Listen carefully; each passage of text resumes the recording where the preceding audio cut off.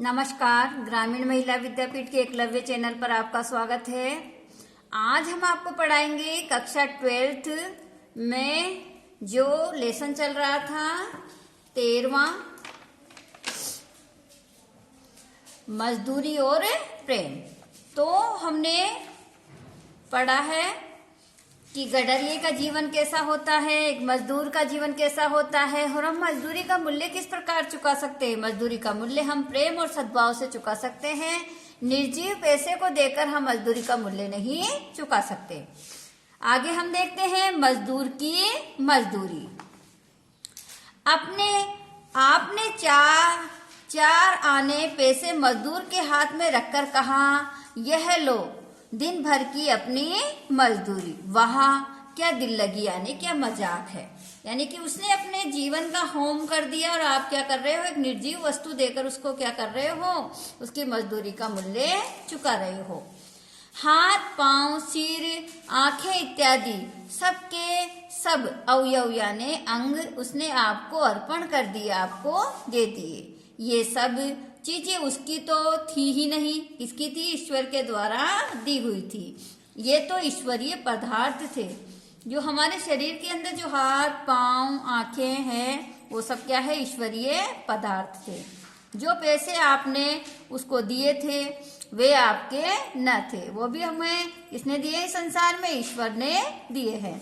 वे तो पृथ्वी पर से निकली हुई धातु के टुकड़े थे। किससे निकले हुए हैं, पृथ्वी से निकले हुए धातु के टुकड़े थे जिसको हमने प्राप्त किया है। अतएव ईश्वर के निमित्त थे। मजदूरी का ऋण तो परस्पर प्रेम और सेवा से चुकता होता है। तो इस पर अंडरलाइन कीजिए, मजदूरी का मूल्य हम किस तरह चुका सकते हैं, प्रेम और सेवा से चुका सकते हैं। अन्न धन देने से नहीं, वे दोनों ही ईश्वर के हैं। अन्न धन वही बनाता है। कौन बनाता है, ईश्वर बनाता है। जल भी वही देता है। एक जिल्द साज यानी जो जिल्द चढ़ाने वाला होता है, जो पुस्तक पर क्या चढ़ाता है, कवर चढ़ाता है, ने मेरी एक पुस्तक पर जिल्द बांध दी यानी जिल्द लगा दी। मैं तो इस मजदूर को कुछ भी न दे सका, परंतु उसने उम्र भर के लिए एक विचित्र वस्तु मुझे दे डाली। जब कभी मैंने उस पुस्तक को उठाया, मेरे हाथ जिल्द साज के हाथ पर जा पड़े। किस पर जा पड़े, जिल्द साज के उन हाथों के स्पर्श पर जा पड़े। पुस्तक देखते ही मुझे जिल्द साज याद आ गया। जो मेरी पुस्तक पर उसने जिल्द चढ़ाया था वो मुझे याद आ गया। वह मेरा आमरण मित्र हो गया, मेरा जीवन पर्यंत यानी साथ देने वाला क्या हो गया, मित्र हो गया। जब भी मैं उस पुस्तक को उठाता हूँ ऐसा लगता है उसके हाथों का स्पर्श मेरे पास में हो रहा है। पुस्तक हाथ में आते ही मेरे अंतःकरण में रोज भरत मिलाप सा समा बंध जाता था। अर्थात में ऐसा लगता था जैसे मैं जिल्द साज से क्या कर रहा हूँ, मिल रहा हूँ।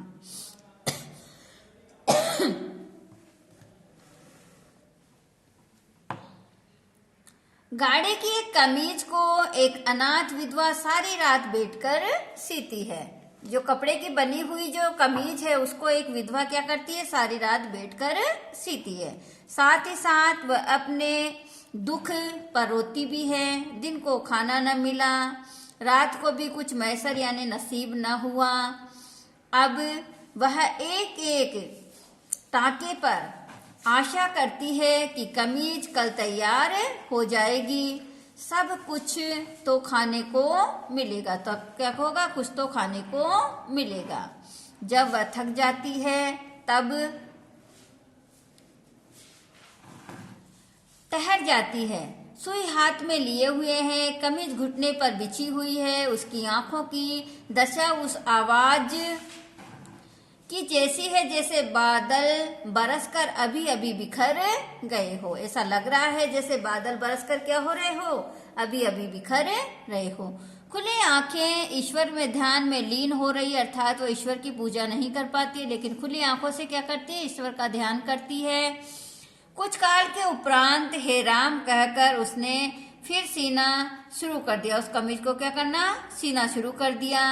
इस माता और इस बहन की सिली हुई कमीज मेरे लिए मेरे शरीर का नहीं, मेरी आत्मा का वस्त्र, अर्थात मेरे शरीर को नहीं ढक रही है। वो क्या कर रही है? मेरी आत्मा को ढक रही है। इसका पहनना मेरी तीर्थ यात्रा है। इस कमीज में उस विधवा के सुख दुख, प्रेम और पवित्रता का क्या है? मिश्रण मिला हुआ है।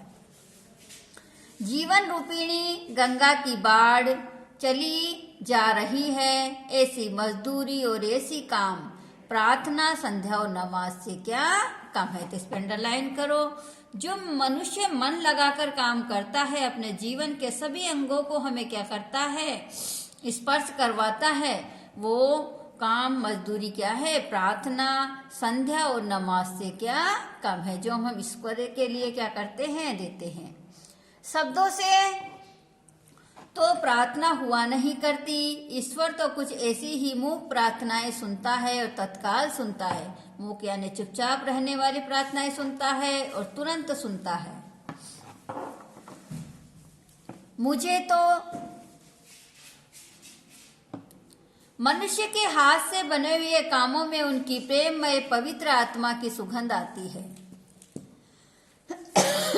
राफेल आदि के चित्रों में उनकी कला कुशलता देख इतनी सदियों के बाद भी उसके अंतःकरण के सारे भावों का अनुभव होने लगता है। जो राफेल चित्र बनाते थे ना, आज भी जब हम उनका स्पर्श करते हैं तो उनकी क्या होती है? हमें अनुभूति होती है। केवल चित्र का ही दर्शन नहीं, किंतु साथ ही उसमें छिपी हुई चित्रकार की आत्मा तक के दर्शन हो जाते हैं। एक मजदूर करने वाले की क्या है? आत्मा के क्या हो जाते हैं? दर्शन हो जाते हैं। परंतु यंत्रों की सहायता से बने हुए फोटो निर्जीव से प्रतीत होते हैं। जिन चित्रों के अंदर हाथों का स्पर्श नहीं होता, मशीनों से बनते हैं, वो चित्र क्या होते हैं? निर्जीव से प्रतीत होते हैं। और जिन हाथों को मजदूर बनाते हैं, अपने हाथों का स्पर्श करते हैं, वो हमें सजीव से जान पड़ते हैं। ऐसा लगता है मानो आत्मा से जुड़ाव हो रहा है उनमें। और हाथ के चित्रों में उतना ही भेद है जितना किसी बस्ती और शमशान में। उनमें और हाथों के चित्रों में और मशीनों के चित्रों में उतना ही अंतर है जैसे किसी बस्ती में जहां पर सभी लोग बाग रहते हैं और शमशान में कोई नहीं रहता है, निर्जन होता है, उसी प्रकार का भेदभाव होता है। आगे देखते हैं। हाथ की मेहनत से चीज में जो रस भर जाता है, वह भला लोहे से द्वारा बनाई हुई चीज में कहीं मिल सकता है? जिस आलू को मैं स्वयं बोता हूँ, मैं स्वयं पानी देता हूँ, जिसके इर्द गिर्द की घास पात खोदकर, घास और पत्ते खोदकर मैं साफ करता हूँ, उस आलू में जो रस है मुझे आता है यह वह टीन से बंद किए हुए अचार मुरब्बे में नहीं आता। टीन के डिब्बों में बंधे हुए, जो लोहे के डिब्बों में बंद जो मुरब्बे और अचार होता है, उनमें नहीं आता। मेरा विश्वास है कि जिस चीज में मनुष्य के प्यारे हाथ लगते हैं, उसमें उसके हृदय का प्रेम और मन की पवित्रता सूक्ष्म रूप से मिल जाती है और उसमें मुर्दों को जिंदा करने की शक्ति आ जाती है। जिस प्रकार निर्जीव वस्तु होती है ना, उसको सजीवता प्रदान करने की क्या जाती है? शक्ति आ जाती है। होटल से बने हुए भोजन में यहाँ नीरस होते हैं, क्योंकि वहाँ मनुष्य मशीन बना दिया जाता है। मनुष्य क्या बन जाता है? मशीन बन जाता है। परंतु अपने प्रियतमा के हाथ से बने हुए रूखे सूखे भोजन में कितना रस होता है। जिस मिट्टी के घड़े को कंधों पर उठाकर मीलों दूर से उसमें मेरी प्रेम मग्न